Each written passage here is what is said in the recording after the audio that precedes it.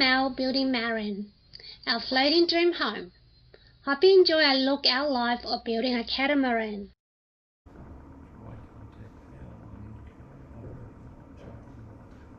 You know it's getting serious when hubby and BJ need to read the instructions.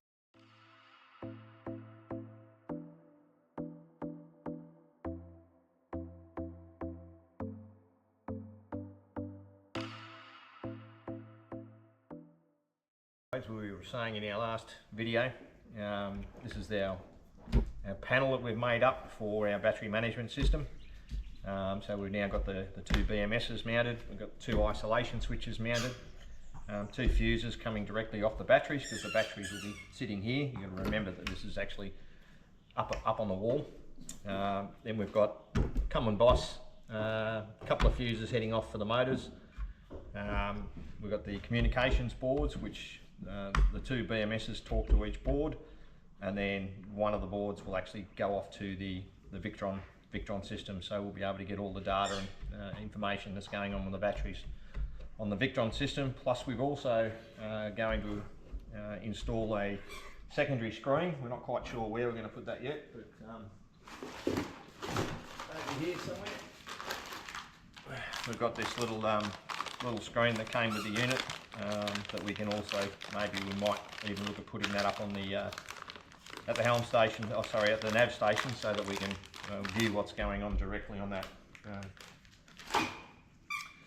So now that this has all been laid out and made up, we'll now strip it all down, clean up this board, put some sealer on it, get it ready for installing in the boat. After installing the panels and the battery mounts, we have painted it all with the ship shape 2-pack.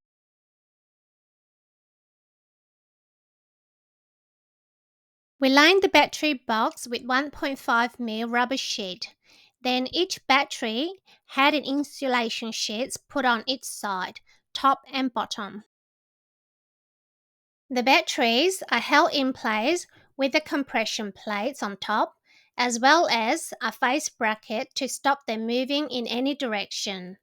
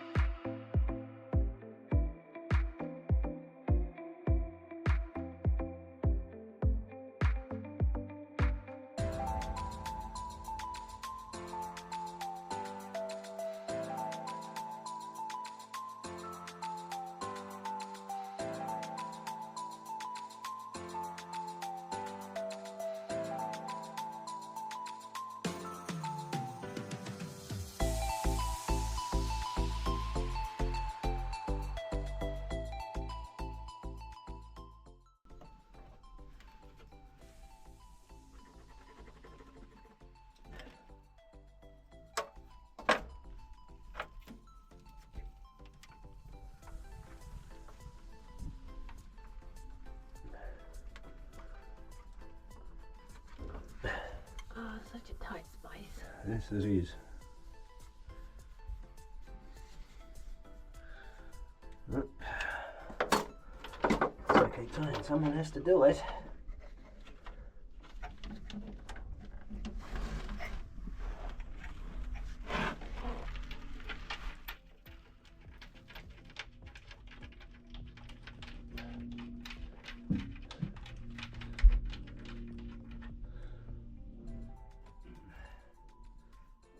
Theoretically, that's going to clamp the batteries in. But these go here, which I've now got to mount. About there.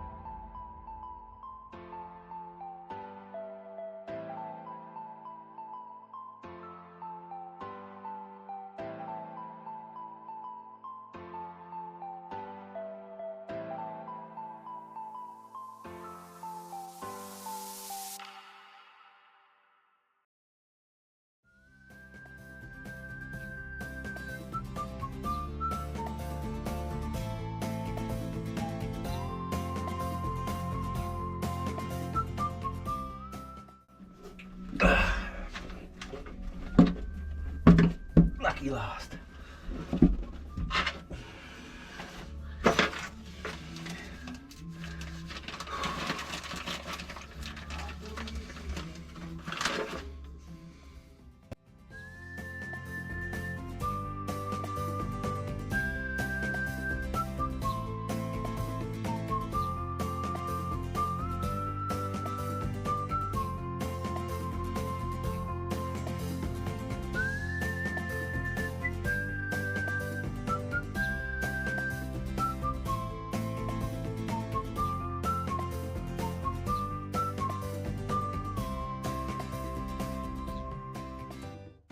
Before we could install the BMS and active balancer sensor cables, each cable required lengthened to suit the battery layout.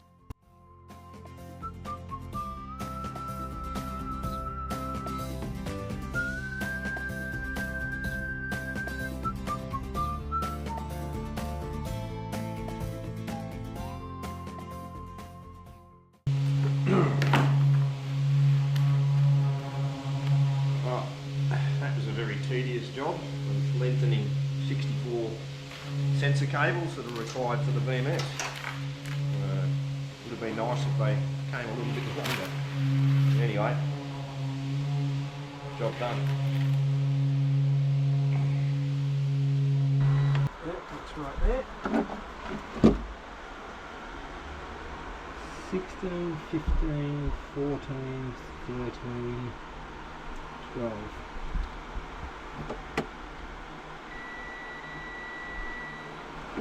Verifies I've got the right cable.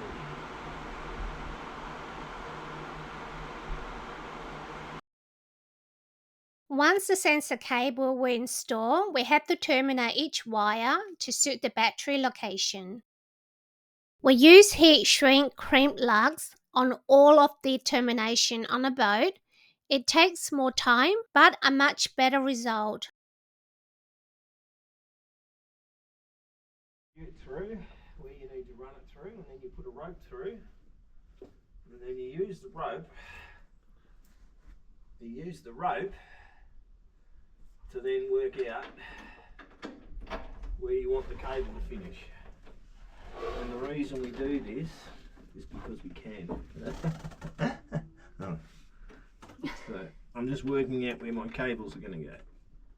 Because I've got a cable that comes in from the generator, which is in the other locker, comes all the way through to here and here. So now I know if I cut my cable that long, I won't waste any.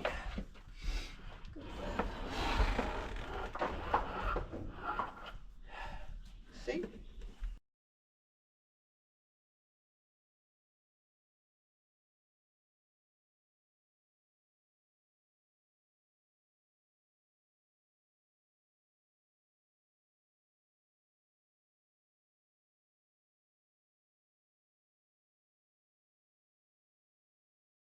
If we got $1 for every time we have crawled in and out of a hatch or locker, the boat would be paid for, we reckon.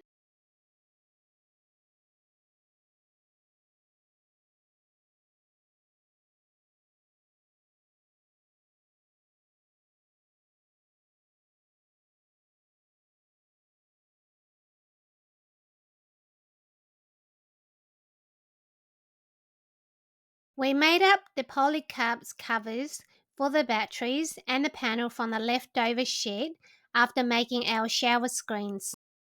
Sorry, we forgot to film how we band it, but was done over a former and heat gun.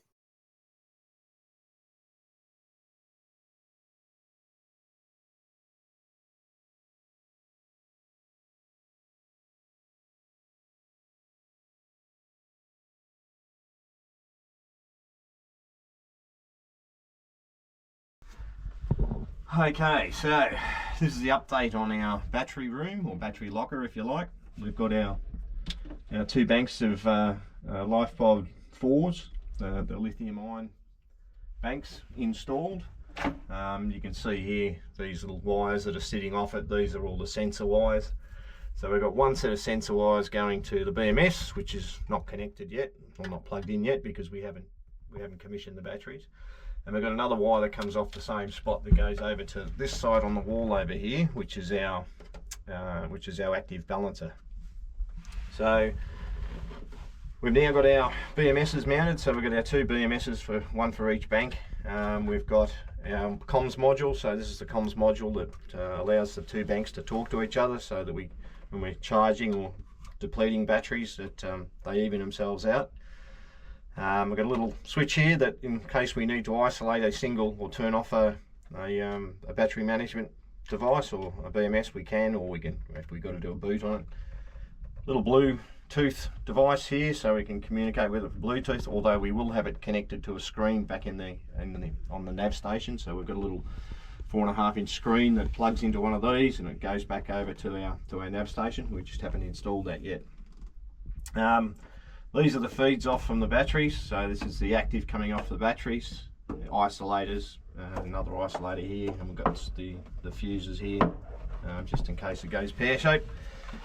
And then you can see that it feeds the buzz bars, so we've got a neutral buzz and we've got an active buzz. And then we've got down around the bottom here, we've got a couple of fuses, and the connections here and here go off to our cables that run off to our motors. So one goes off that way to the starboard, this one goes off that way to the port.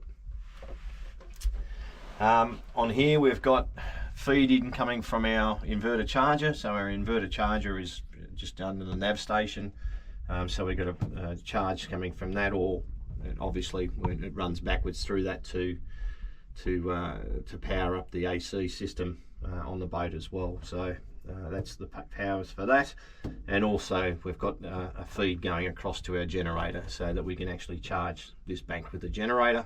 And there's also some solar that comes in on the generator cable, because our solar controllers are in the generator room. But this one here, this is for our house bank. So this is our 12-volt system. We've got the Victron Smart BMS. This will be the feed.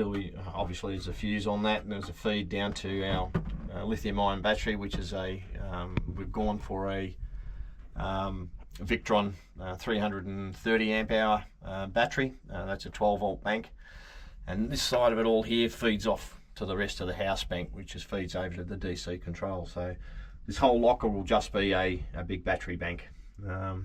So yeah, so that's where we're at. We've still got a bit more finishing off to do. There's a lot, a hell of a lot of work in here. Is, you know, just these little things. There was 64 cables to connect up and terminate. We've still got to put our little temperature sensors in yet, but that's all pretty straightforward. And once we've got that done, we'll hook all the batteries together, and then we'll commission the system and, you know, and hopefully give the engines a test, make sure they still turn over. All of these have Perspex shields over them, so that if we've got to do some work on them, or we've got to come in here, or you know, when we're underway or wherever we are, we're not directly exposed to the 48-volt system. And we're going to put that on in a minute, and then we'll show you how that looks hidden behind its little Perspex. Oh no, actually that's the right way, sorry. You were right. So that's the low one, is it?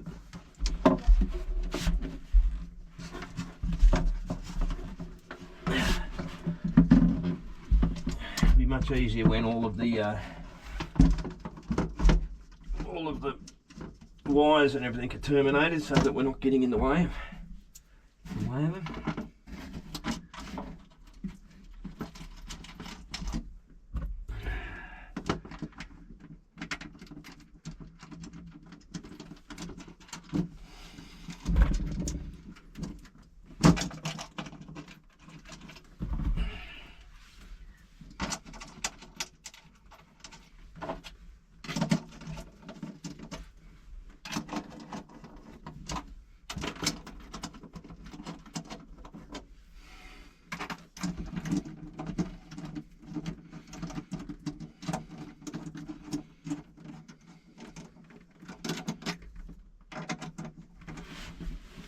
Okay, that's one.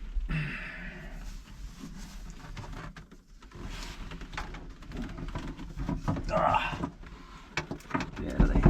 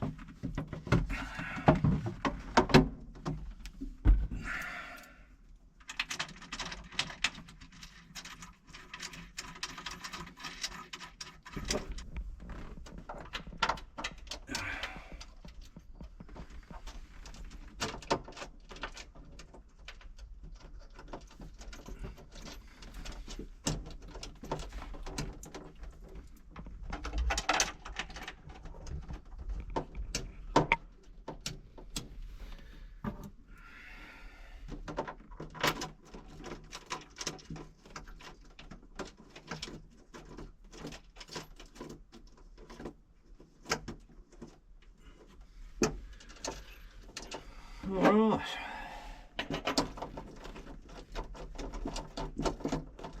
So when she's finished, that's what she'll look like when she's all done. So we can get to our isolators without too much of a problem. We can reboot our BMSs if we ever need to. And our Bluetooth, we can need a pen and stick a pen down in there and reset the Bluetooth if we never need to. The 12 volt system, don't think we'll be putting any need for any covers over it because there's really going to be nothing live. The batteries have their own little shields, so they should be pretty right, we think. We'll wait until we get our battery and get it mounted here instead of just an old toilet box. And once we get that mounted, then we can see what it's all going to come up like. So there you go, that's the update on the long-lasting episode of batteries. Can I come out now, please? No. Let me out, come on.